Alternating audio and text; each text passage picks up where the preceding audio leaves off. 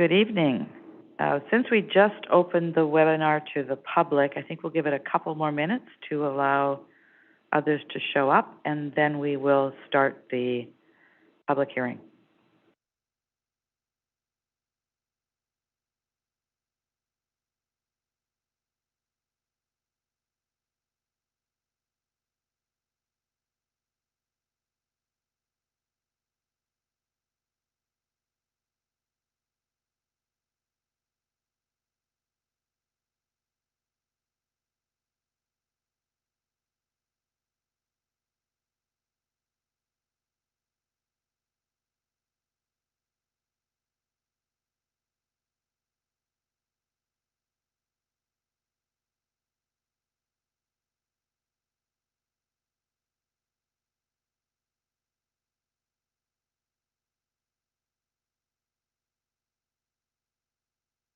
If you've joined us as an attendee, while we're waiting to start, if you would like to be on the speakers list, please raise your hand in the Zoom app and staff will add you to the speakers list.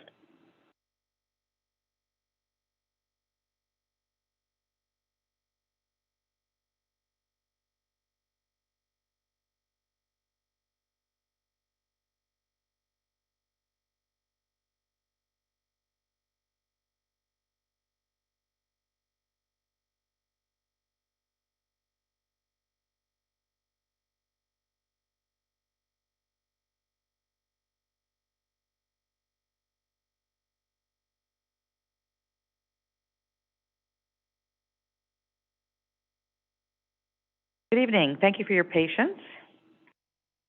I'd like to acknowledge that we are coming to you from the territory of the Sechelt Nation. So I would like to call to order the public hearing convened under Section 464 of the Local Government Act. And the business item of this hearing is Official Community Plan Amendment Bylaw number 492-29 5681 Ebbtide. It's a bylaw to amend District of Sechelt Official Community Plan Bylaw number 492-2010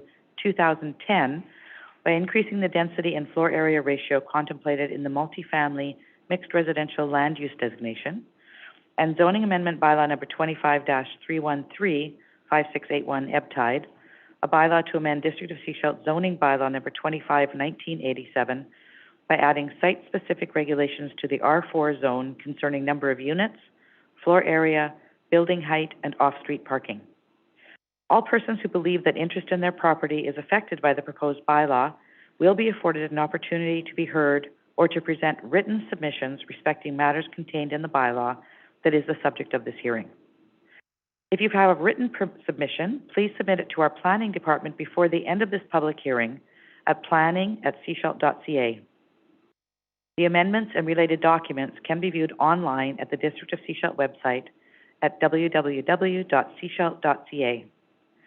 Notice of this virtual public hearing was advertised in 2 consecutive issues of the Coast Reporter, on the district's website, and social media. If you have signed in using the Zoom app and you wish to be added to the speakers list, please let us know by clicking the Raise Hand button. A staff member will then add you to the speakers list. Once you've been added, please lower your electronic hand as confirmation, or staff will lower that for you. If you've dialed in with a telephone only, press *9 to raise your hand and you will be added to the list. Those calling in will only be identifiable by their phone number. So when it is your turn to speak, I will call on you by the last 3 digits of your phone number. The name and address of persons who make written or verbal submissions will form part of the public record. When I call on you to speak, you will be able to address the meeting. You will have to unmute your microphone when prompted. On the Zoom app, mute and unmute is selected on the lower part of the screen. If you're dialing in, the microphone is muted or unmuted by pressing *6. Please note that when staff enable you to speak on the Zoom app, there will be a brief transition period where it may appear that you have been disconnected. Please be patient, as this is only a momentary glitch and you do not need to log out. When speaking, please begin by stating your full name and address for the record. In the interest of time and comfort for those in attendance, we will be restricting your comments to 5 minutes. If you wish to speak a second time, you will be given a second speaking opportunity after everyone wishing to speak regarding the proposed bylaw has spoken once. Anyone wishing to speak a second time will be limited to 3 minutes. To speak again, please raise your hand to be added to the next speakers list. This public hearing is a statutory process convened for the purpose of hearing from the public on the proposed bylaws. None of you will be discouraged or prevented from making your views known. However, it is important that all who speak at this meeting restrict their remarks to matters contained in the proposed bylaw. If you go off topic, as chair, I will ask you to return to appropriate subject matter or stop your presentation. Members of council may ask you questions to clarify points that may not have been clear to them. The purpose of this hearing is for council to listen to submissions brought forward, not to debate with anyone. After this public hearing, council may, without further notice or hearing, give whatever effect to the proposed bylaw it deems appropriate. The planner will now provide an overview of the bylaw, after which the applicant may choose to speak. And I'm going to turn this over to Mr. Kobrowitz, Senior Planner. Thank you.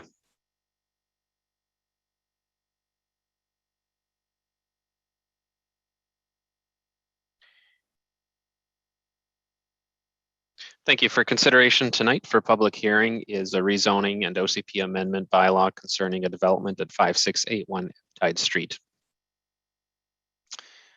The rezoning application is an application to facilitate a 28-unit residential rental building.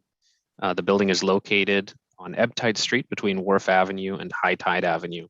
The property is currently undeveloped with no significant physical features and has a gentle slope towards the rear of the lot.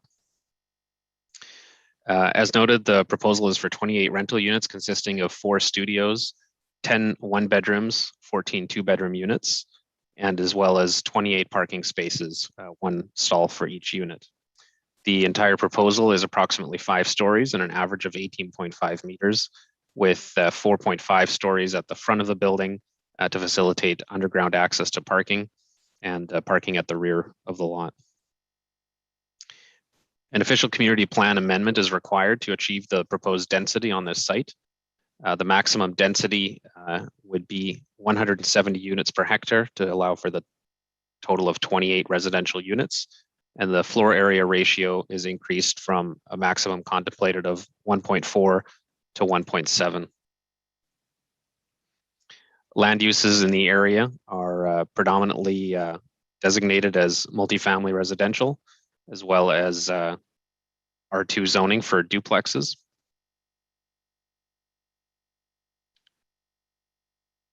The density currently permitted under the mixed multifamily residential designation is a maximum of 100 units per hectares with a floor area ratio of 1.4.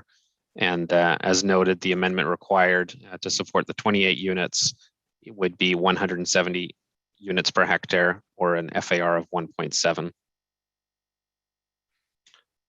A zoning amendment bylaw would be considered in conjunction with the OCP amendment. This has site-specific changes subject to a housing agreement that would allow for a maximum density on the lot of the 170 units per hectare or 28 residential units, the maximum floor area of 1.7, a maximum building height of 19 meters, and off-street parking to be provided at a rate of 1 space per apartment dwelling unit. The height is approximately 18.5 meters from average grade for a total of 5 stories. The basement or first story is partially underground parking, which would be enclosed parking stalls and additional off-street parking spaces to the rear of the building. The street elevation of the building is approximately 15.24 meters above street grade. The proposed rate for parking is 1 per unit. This is consistent with comparable jurisdictions for downtown-oriented rental apartment type development. And research suggests that there's lower utilization rates associated with rental tenure and smaller apartment units, which are featured in this development. A development permit will be required prior to zoning bylaw adoption or subsequent to zoning bylaw adoption to ensure that the project meets guidelines from Development Permit Area 7, multiple family residential. And at that time, consideration will be given to specific variances depending on the final design of the building to accommodate setbacks.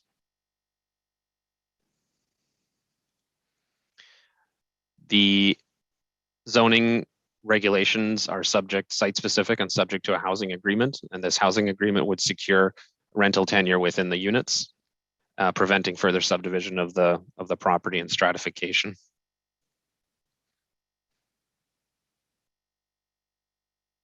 The next steps for this process would be council consideration of public hearing comments, followed by third reading, where the applicant would meet any conditions of rezoning, a development permit, as well as referral to the Ministry of Transportation and Infrastructure for approval of the bylaw.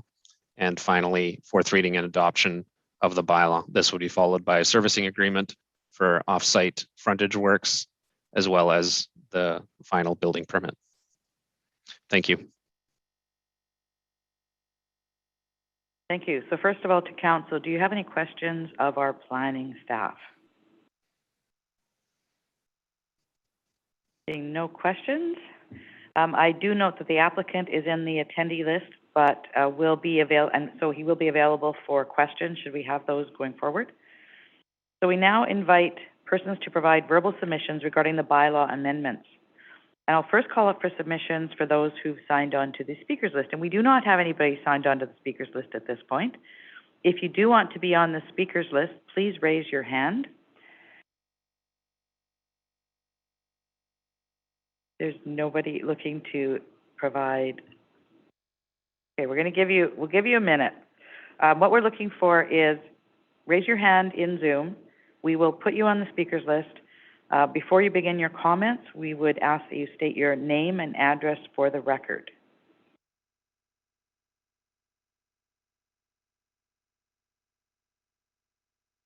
So it looks like we have no speakers.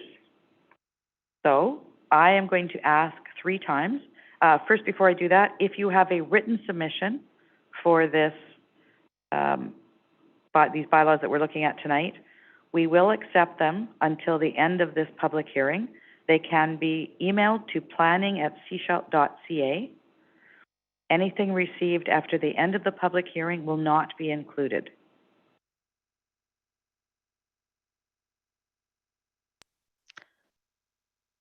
Your Worship, Okay, we have one I'm so sorry. We have one correspondence email, and would you like it to be read aloud? Sure, go right ahead. One moment, please.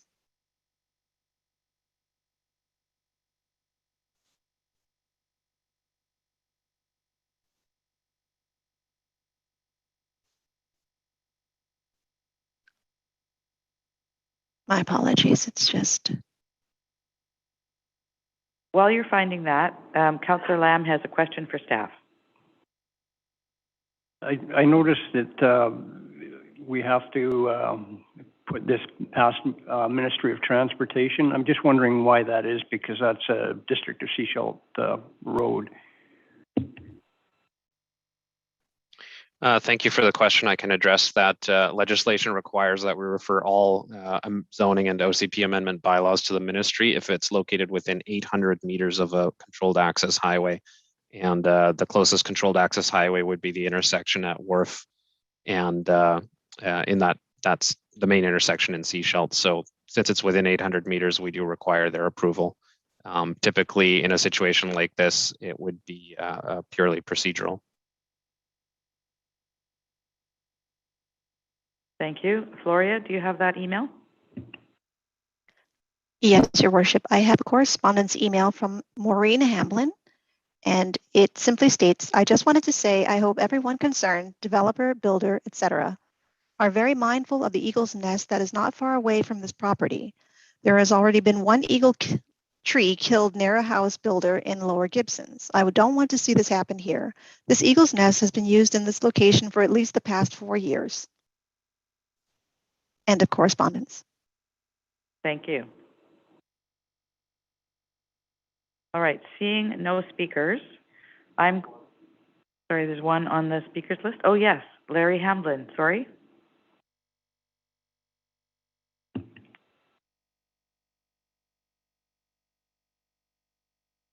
Okay, Larry Hamblin is on the speakers list. Would you like to? Can you hear me? Yes, we can. Thank you, Larry. I just wanted to confirm whether the property will be regular rental or will there be low income rental?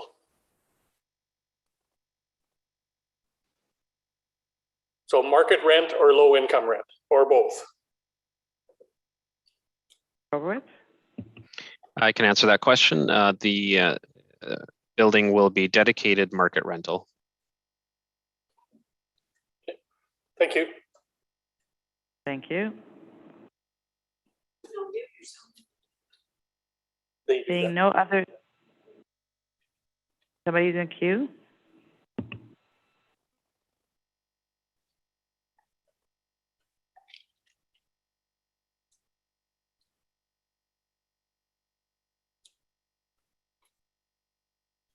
Okay, so there's one question in the Q&A. It says, have you an update on the sewage venting from the sewage manhole cover atop the concrete mound in front of the property?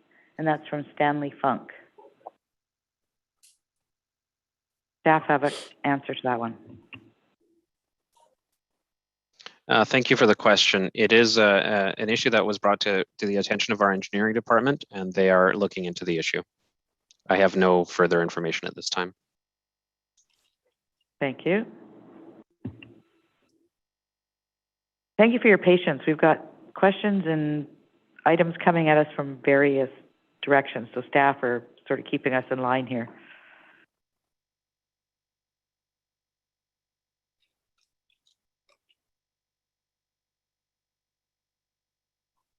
Okay, so no more speakers. Any other questions, comments from the gallery? The peanut?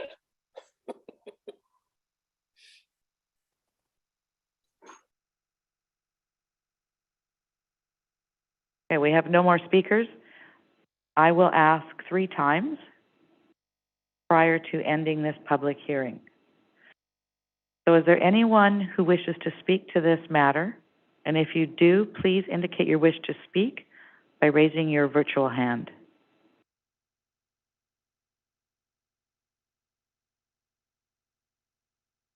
Asking a second time, is there anyone who wishes to speak to this matter? And a final time. Is there anyone else who wishes to speak to this matter?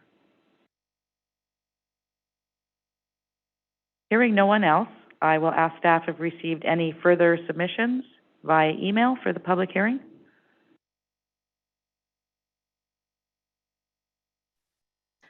There are no further submissions from the correspondence inbox, Madam Mayor. Thank you.